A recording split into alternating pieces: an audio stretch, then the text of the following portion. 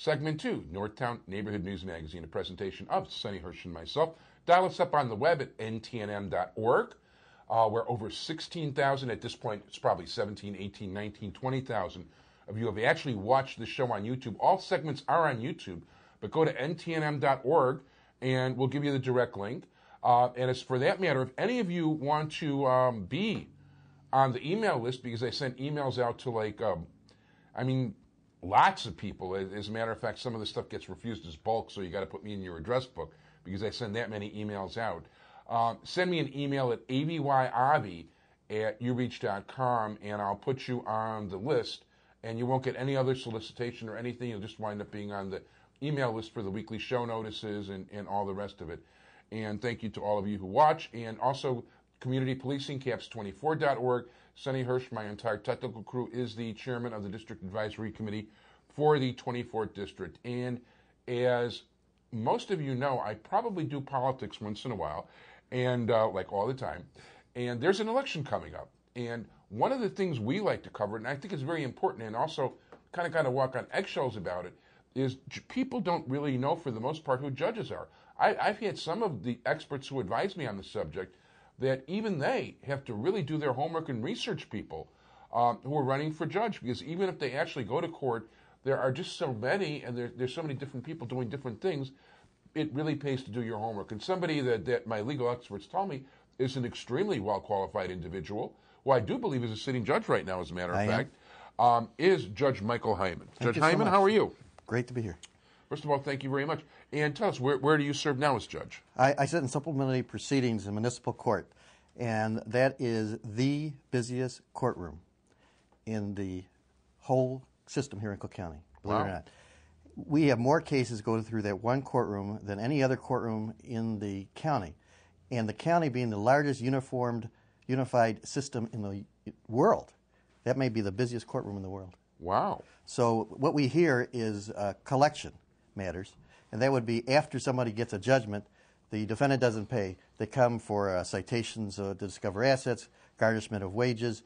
We also have replevin and debt new regarding debts. It's a very busy place, particularly today when there's economic problems in people's homes. Economic problems is a very, I'm a walker, and I walk down and I see houses nearby where, for sale by the people who foreclosed. Yeah, there's a lot of people hurting, so our volume has been very high. And what it is, it's very statutory, and we follow the law, but we try to do so in a way, to me, it's very important that as a judge, you can't just abide, you have to follow the law in the facts of the case. But if you don't have compassion, if you don't have mercy for people, then what is the law? I mean, to the extent you can do that, and you can, you got to have respect for people, for their dignity, and their situations. And that's what I try to bring to the bench. I think that's very important, as a matter of fact. It's interesting because the last time I was in traffic court, and at one point in time I was there many, many times. Well, let's hope not so often anymore. But actually, I don't have a car anymore. I've become a walker, so... my doctor likes the results since I started. Actually, my car broke down. I started walking. I started feeling healthier, and 40 pounds later, I'm still walking. That's great. So I'm very happy about that. But what was interesting was I was going up the elevator at the Civic Center, and there was a judge talking to his apprentice, or I don't know the exact name, clerk. But a clerk.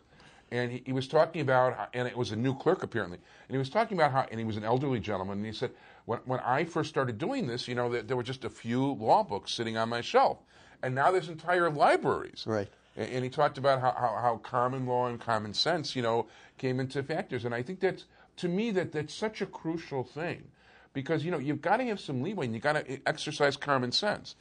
Well, not only that, I think when I put on my robes, I do think, my son made a shadow box, and in the shadow box he put a brass scale, and he put a picture, a beautiful sunlight picture, and he wrote above it in golden letters, "Justice, justice shall thou pursue," from Deuteronomy.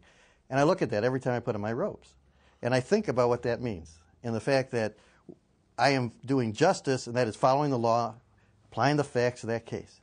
But I am also, as you know, why did the word justice repeated? Because you're also, I interpret that as being compassion and mercy. Tzedek tirdo, for those of you who need a Hebrew translation. Right, exactly, exactly. Well, I might actually vote for you. Just knowing that alone is pretty cool.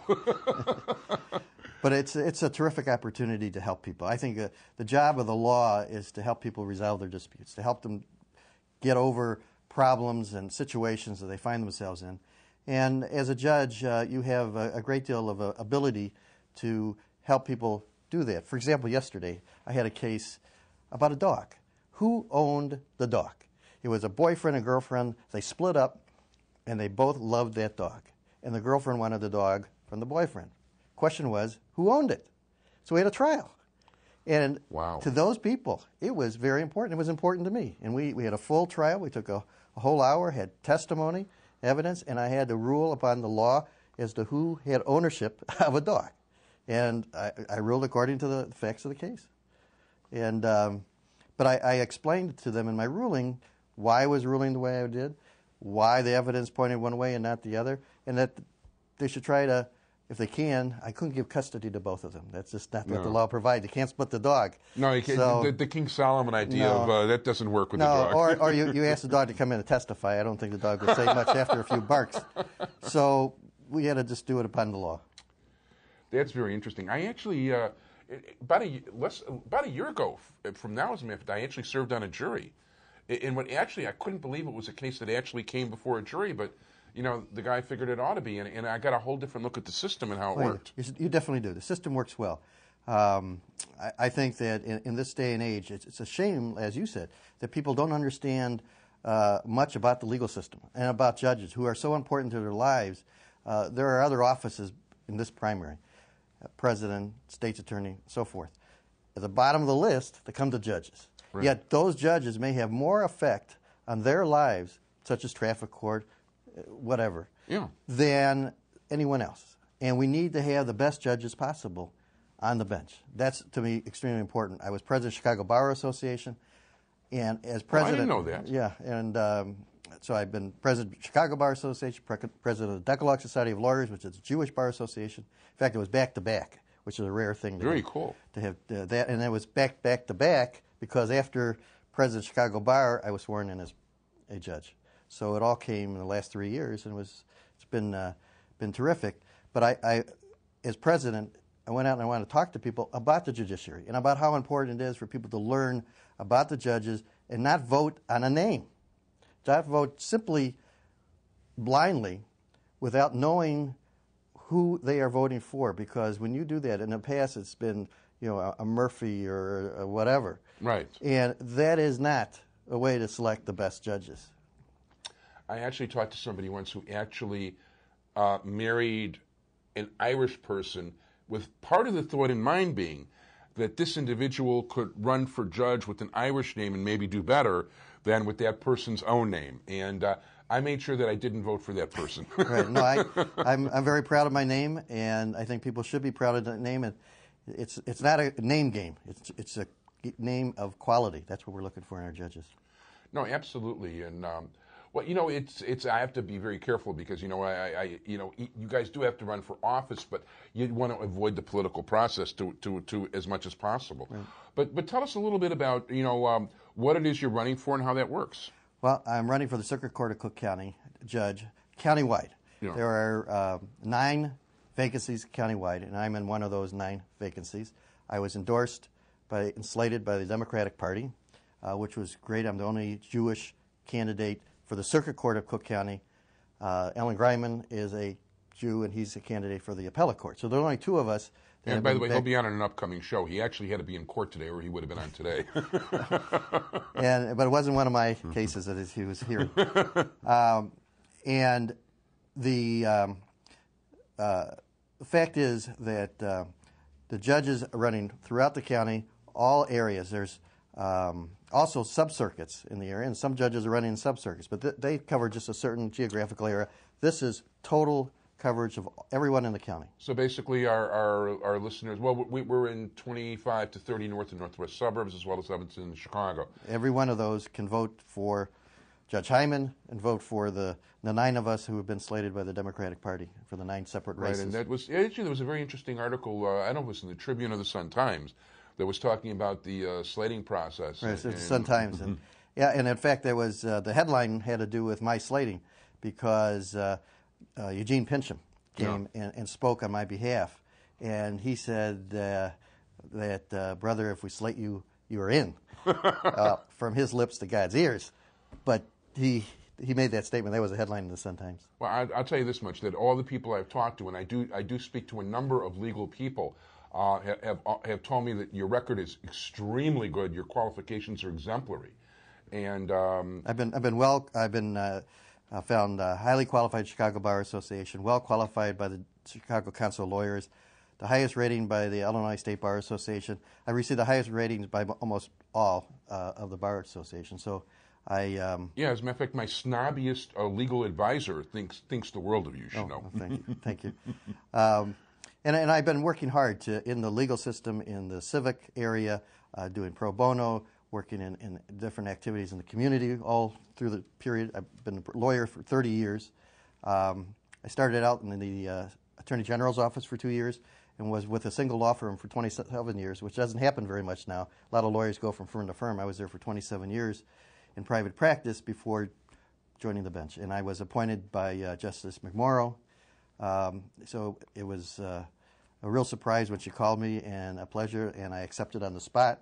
She said to me, well, Michael, don't you want to talk to your wife? I said, my next call. And it was. It's quite an honor, though, I have to say that. Tell us, just, we don't have a lot of time left, but, tell us a little bit, family and all that. Married. My wife is Leslie. She's a religious school teacher, teaches music. Oh. My daughter is a head of the coordinator for the Maccabea Games in the Chicago area, works with JUF. Oh. She also is getting her master's in guidance and counseling at Northeastern and graduates, God willing, in a few months. And my son is a senior at Kalamazoo College in Michigan and will be going on to medical school after that. Very nice. Very nice. And if people want more information about you, because I don't know how much campaigning we can do or can't do, votejudgehyman.com. Interestingly enough, when I looked you up, there's actually a website that says Judge Hyman. Yeah, and it's a California judge. So, Judge Hyman won there. We have a Judge Hyman here. This is votejudgehyman.com. And by the way, just, Jewish Chicago, which will be available free, will have extensive ratings of the judges based on my legal experts. I did get a very high mark on the LSAT, but no, I didn't go to law school. I'm not a lawyer. So I've got to depend on people that really know their stuff. I want to thank you very much, Judge Michael B. Hyman. Really appreciate it. And I want to wish you a lot of luck come February 5th. And early voting, of course, starts January 14th. That's great. Boy, it's funny to be talking about this already, but it is that early. We want to wish you a lot of luck, and thanks, Sonny Hersh. Thank you, everybody, for joining us, everybody, today, and bye-bye.